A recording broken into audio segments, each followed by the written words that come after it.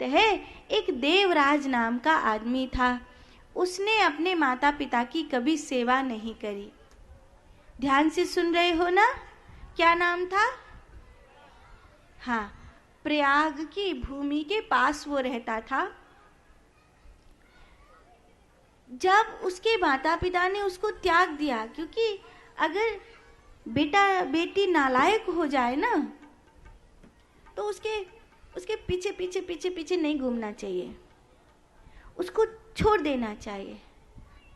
आपका बेटा या बेटी कुमार्ग पर चला जाए और ये तय हो कि वो सुधरेगा नहीं, ध्यान से सुनना मेरी बात, अगर ये तय हो कि वो सुधरेगा नहीं, तो फिर अपने लिए व्यवस्था कर लेना कि मैं मेरा कमाया हुआ धन दान कर दूंगा, पर अपनी नालायक संतान को नहीं दूंगा, ताकि बच्चे को भी ये पता हो कि मेरे माँ बाप तभी तक मेरे साथ हैं जब तक मैं उनके संस्कारों का आचरण कर रहा हूं, ताकि वो अपने संस्कारों को कभी छोड़े नहीं, संस्कारों को कभी भूले नहीं। देवराज के माता पिता ने देवराज को त्याग दिया था।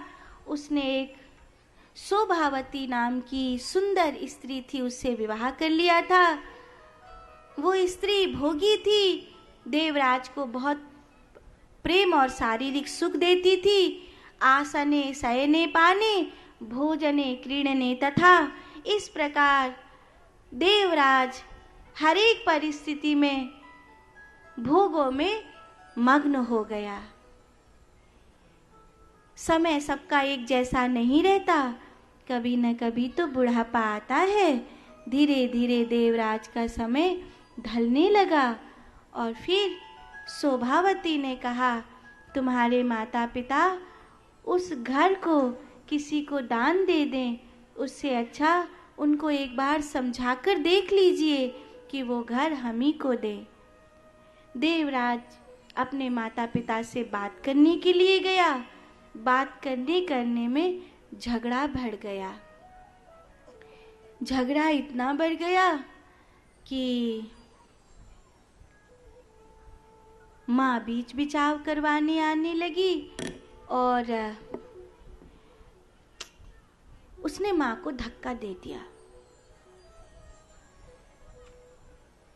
माँ का सिर घर की सीढ़ी में जाकर लगा, वो मर गई और बूढ़े बाप बहुत दुखी हुआ। उसने कहा कि तू मेरा बेटा नहीं है, तू मेरा अंतिम संस्कार करने मत आना। मेरा अंतिम संस्कार कोई भी करे, पर तू मत करना। अपनी मरी हुई पत्नी को लेकर गंगा किनारे चले गए वो दोनों, और उस बूढ़े ब्राह्मण ने तपस्या करते हुए अपना शरीर छोड़ दिया। देवराज घर और घर का जो भी धन था वो लेकर के आ गया। श्री सूत जी कहते हैं, मदिरा का व्यापार करता था। प्रयाग की भूमि में, जो धर्म की भूमि है, मदिरा का व्यापार कर रहा था। राजा ने उसको ढूंढवाया कि कौन है वो जो घरों को बिगाड़ रहा है, क्योंकि कहीं न कहीं शराब मदिरा घर को खत्म कर देती है। ये तो आपको भी महसूस होगा कि जिस घर का पुरुष नशे की लत में लग जाता है, उस घर की स्त्री बालक सब बर्बाद हो जाते हैं, उनका सुख खत्म हो जाता है, उनकी घर की आनंद खत्म हो जाता है, उनके घर का चैन खत्म हो जाता है। सच मानो, इस भारत देश में मौसम अनुकूल है। विदेशों में जहाँ बर्फ पड़ती है, जहाँ बहुत ठंड पड़ती है, वहाँ के लिए ये शराब अनुकूल थी। लेकिन पश्चिमी देशों से, जिन देशों में बर्फ पड़ती थी, उन देशों से शराब जब से भारत में आई, कहीं न कहीं भारत बर्बाद हो गया। भारत में आज भी कई हजार लोग रोज शराब पीने से मर जाते हैं। आपको पता है, जितने लोग एक्सीडेंट से मरते हैं उससे कम संख्या नहीं है, ज्यादा ही है जितने लोग शराब पीने से मर जाते हैं, बर्बाद हो जाते हैं। घर बिक जाए, खेत बिक जाए, पत्नी के गहने बिक जाए, बच्चों की पढ़ाई छूट जाए। प्रयास करिए, भारत देश में, इस पूरे भारत देश में अगर भगवान से प्रार्थना कर सकते हो और कोई आपकी प्रार्थना सुनता है, तो इस भरे पंडाल में आपके बीच में मैं भगवान से प्रार्थना करती हूँ कि भारत देश से ये शराब जैसी नशीली चीजें समाप्त हो जानी चाहिए।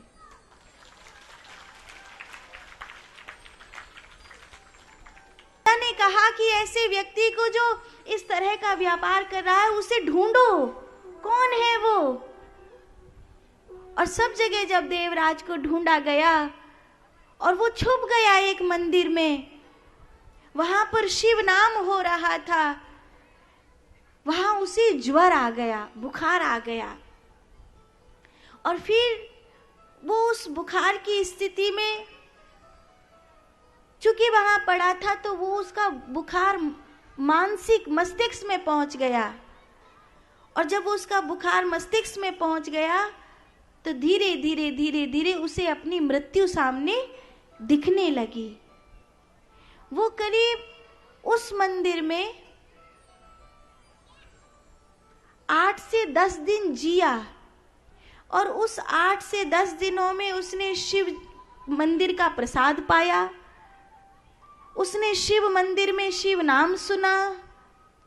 वो वहीं पड़ा रहता था और महादेव की शिवलिंग को देखता रहता था। उसे ये आभास होने लगा, ये रियलाइज होने लगा कि मैं पापी हूं, मैं पापी हूं, मैं मेरी मां का, मेरे पिता का दोषी हूं।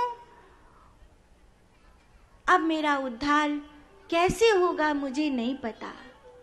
और वो अपने दोष को, अपने पाप को किसी भी तरह मिटा नहीं पा रहा था, तो वो रोने लग गया।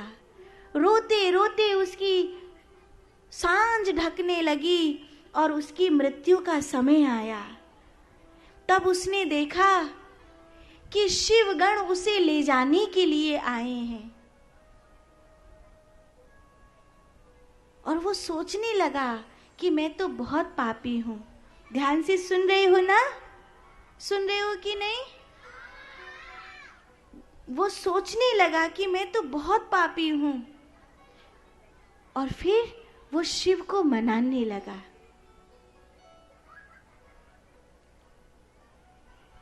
एक बात बोलूं मेरी मैयाओं, सुन रही हो मैयाओं? बच्चे बच्चे ना बोलो, मैं माताओं से बात कर रही हूं। सुन रहे हो? हाँ। आप गृहस्थ में रहती हो, दुखम्मा सुखम्मा अपना घर चलाती हो, तन से, मन से, धन से, सब प्रकार से आप वहां ये देखती हो। रात जब सोने लगो ना, रात जब सोने मैं आपको उपाय बता रही हूं, मरने से पहले आप अपने पापों को छूट सकते हो देवराज की तरह। जब रात सो तो आंखों में आंसू भर के उससे कह देना, मैं बहुत पापी हूं और मुझे नहीं पता कि मैं अपने पापों को फिर से छोड़ पाऊंगी या नहीं छोड़ पाऊंगी, मैं अपनी भूलों को सुधार पाऊंगी या नहीं सुधार पाऊंगी। पर तू दयालु है, मुझे क्षमा कर दे, मुझे अपना बना ले। बस इतना कह करके सो जाना। हो सकता है किसी दिन आपकी जिंदगी की आखिरी रात आए और वो आपको क्षमा कर दे।